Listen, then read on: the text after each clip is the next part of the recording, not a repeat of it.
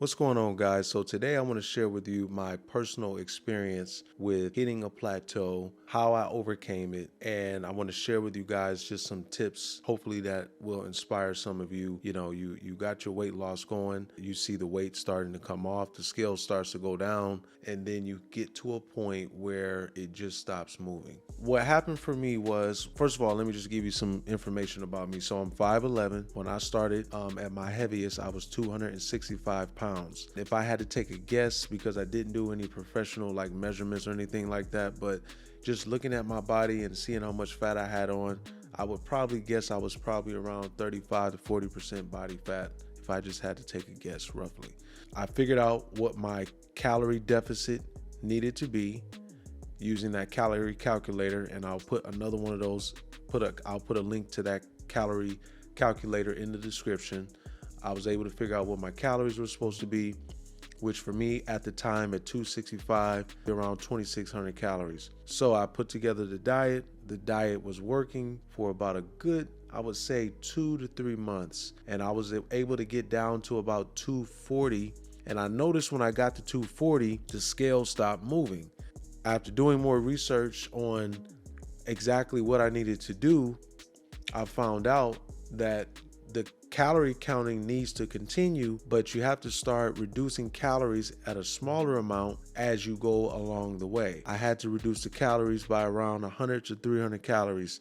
And the way I did that was I just simply stopped eating certain things that I was eating, and I replaced certain foods that were higher in calories with foods that were lower in calories. The first place you want to cut when you're trying to cut calories is either in your carbohydrates or the fats. You really don't want to cut the protein because the protein is what's going to help you continue maintaining muscle, maybe even build a little bit of muscle, depending on if you buy into that argument of being able to build muscle in a calorie deficit. But at the end of the day, the protein needs to stay roughly the same. So you're either going to be cutting calories from the carbohydrates, or you're going to be cutting calories from the fats. One of the things that I did, for example, for breakfast was I would eat, instead of the bagel, which has more calories, I would eat an English muffin. And I went over that in the previous video, but the English muffin has less calories, and I actually still eat it today.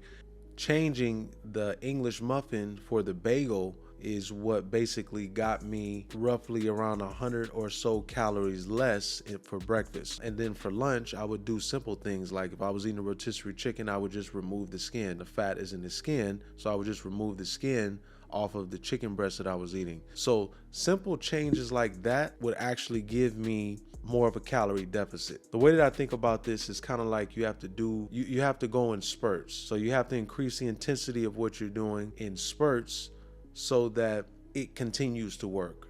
I'm still in the caloric deficit, but I'm not touching the protein. So now I'm able to still maintain muscle, and I'm also still getting some carbohydrates, but I'm getting less calories.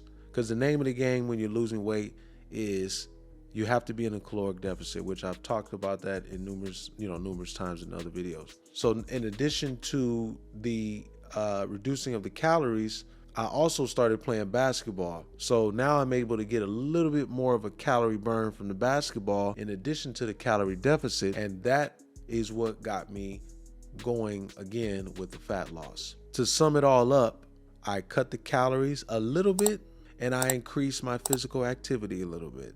And that's basically what you have to do. Tracking and monitoring your progress along the way is crucial, because you're going to get to a point where you're going to have to make these changes. And in order for you to make the changes, you need to understand what you're doing.